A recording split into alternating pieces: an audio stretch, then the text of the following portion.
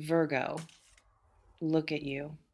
Am spiraling again over something that probably won't even matter 3 weeks from now, creating entire disaster scenarios in your head about how everything's about to fall apart. Preparing for catastrophe that exists only in your anxiety's fever dream. You're crashing out. And I say that with love, with recognition, with the energy of someone who's watched you do this before and knows exactly what it looks like.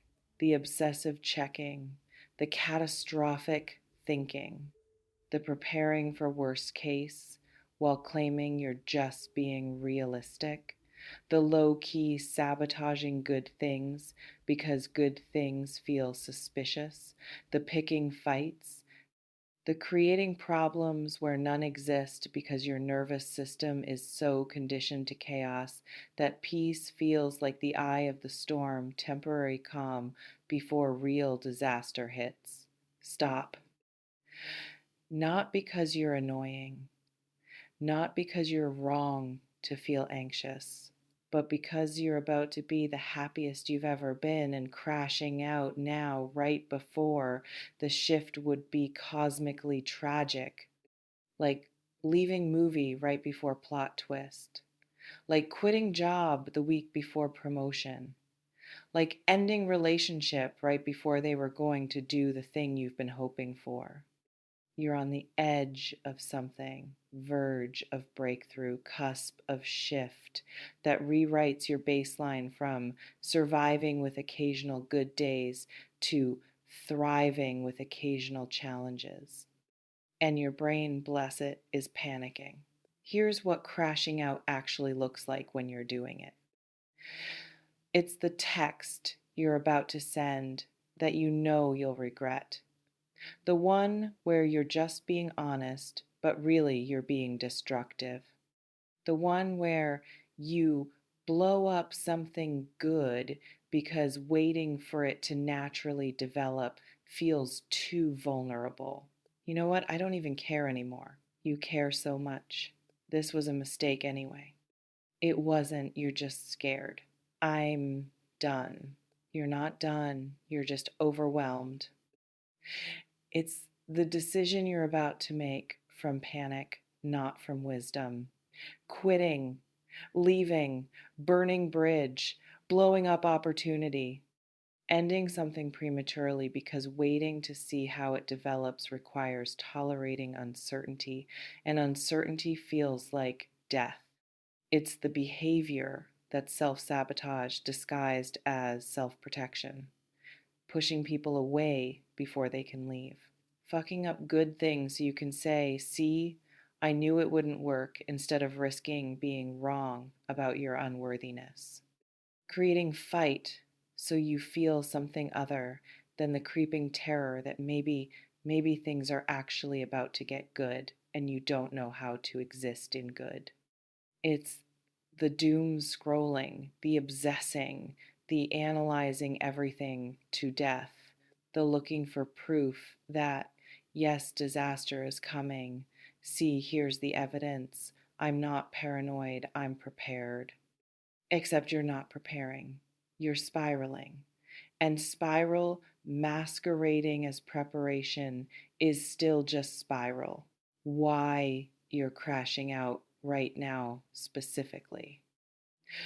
Because you can feel it, the shift, the change coming, the energy of your life about to fundamentally alter in ways that exceed what you've experienced before. And change, even good change, is terrifying, especially when you've spent years in survival mode, when struggle is familiar, when you've built entire identity around being person. Things are hard for what happens to that identity when things get easy, when you're happy, when struggle isn't defining feature of your existence. Who are you without the drama, without the crisis, without the constant obstacle to overcome? That question, that threat to familiar self, creates panic, and panic creates urge to crash out, to create new crisis, to return to familiar struggle because unfamiliar ease feels like losing yourself. And you can feel that happiness approaching, that genuine, sustained, this is my actual life now, not just temporary good moment happiness. And it's bigger than you've experienced before. Not happy for a day happiness, not happy until next crisis happiness, baseline shift happiness, where your normal is good and your challenges are manageable and your life is actually working in multiple domains simultaneously: career working, money working, relationship working, health improving, home feeling like home, social life fulfilling, internal peace increasing. Not perfection, but functionality, and functionality at level you've been chasing for years. And your brain, trained by years of disappointment, doesn't trust it, keeps waiting for other show to drop, keeps looking for evidence that it's temporary, keeps trying to control when disaster strikes by creating disaster now so at least you chose it. That's the crash out. That's the self-sabotage. That's the if I destroy it now, I don't have to wait for life to destroy it later. But here's what you're missing while you're spiraling. You earned this happiness, not through suffering, not through paying dues, but through work you've been doing, growth, healing, choices, boundaries, showing up, continuing. Not quitting even when quitting looked attractive. You've been building toward this. Maybe not consciously, maybe not with clear plan, but every hard decision, every time you chose better over easier, every time you did the scary thing, every time you didn't quit, those accumulated, created momentum, created conditions for this. And happiness isn't fragile, isn't something you'll break by breathing wrong, isn't something that disappears if you're not perfect. Real happiness, the kind built on actual foundation of working life, not on temporary high, is resilient, can handle your doubt, can handle your fear, can handle you not believing in it initially. You don't have to trust it for it to be real. You just have to not destroy it while it's establishing itself. What happiest you've ever been actually means it's not constant joy, not Disney movie happiness, not absence of challenge or pain or difficulty. It's baseline okayness. It's waking up and not immediately being hit with dread. It's problems being solvable instead of catastrophic. It's having resources, emotional, mental, financial, social, to handle what life brings. It's relief, deep relief. Oh, this is what it feels like when things work, when I'm not constantly in crisis, when life is manageable. It's space, mental space, emotional bandwidth, energy for things beyond just surviving, energy for enjoying, for creating, for connecting, for pursuing things that matter beyond just staying afloat. It's hope without terror, being able to imagine future without immediately catastrophizing, being able to make plans without assuming they'll fall apart, being able to want things without immediately bracing for disappointment. It's feeling capable, not perfect, not without flaws, but capable.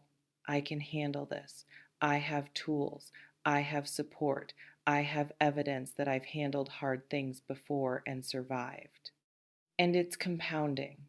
One area working makes other area easier. Good relationship provides emotional support that makes career stress manageable. Career success provides financial stability that makes housing secure. Housing security provides foundation for health improvements. Health improvements provide energy for social connection. Positive loops instead of negative loops, um, building instead of just repairing, thriving instead of surviving. That's happiest you've ever been. And it's coming, already organizing itself, already in motion. How to stop crashing out practical steps. He's paused before sending message, making decision, or taking action driven by panic. Literally wait hours, preferably overnight. See if urge to blow things up still feels necessary after nervous system calms. 90% of crash out impulses don't survive the pause. They're panic, not wisdom. And panic is terrible advisor. Name what you're feeling. Out loud if possible. I'm scared. This is too good to be true. I'm terrified of being disappointed. I want to control when things end, so I'm trying to end them now. Naming the pattern interrupts it, creates space between feeling and action, allows you to see what you're doing instead of just doing it unconsciously. Reach out to someone who knows your patterns. I'm about to crash out, talk me down. Or I'm spiraling, need reality check. External perspective when you're in spiral is valuable. Someone outside your anxiety can see clearly what you can't see. Move your body, literally. Go walk, work out, dance. Do something physical that disrupts rumination loop. Anxiety lives in head. Body movement brings you back to present, back to ground, back to what's actually happening versus what fear is predicting. And remind yourself, I can survive being happy. I can survive things working out. I can survive not having crisis to manage. Because that's the real fear underneath crash out. Not that happiness won't last, but that you don't know how to exist in it, that it'll expose you as fraud, that you'll fuck it up eventually, so might as well fuck it up now. But you can exist in happiness, you just haven't had enough practice. And practice requires staying, requires not crashing out when good arrives. What happens if you don't crash out, if you just wait? Things continue improving, slowly, not dramatically, but steadily. And steady improvement over time creates foundation you can actually trust.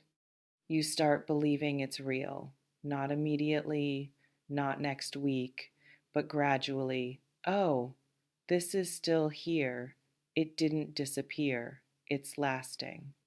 And believing creates capacity to invest, to build on it, to make choices that assume continuity instead of choices that prepare for collapse.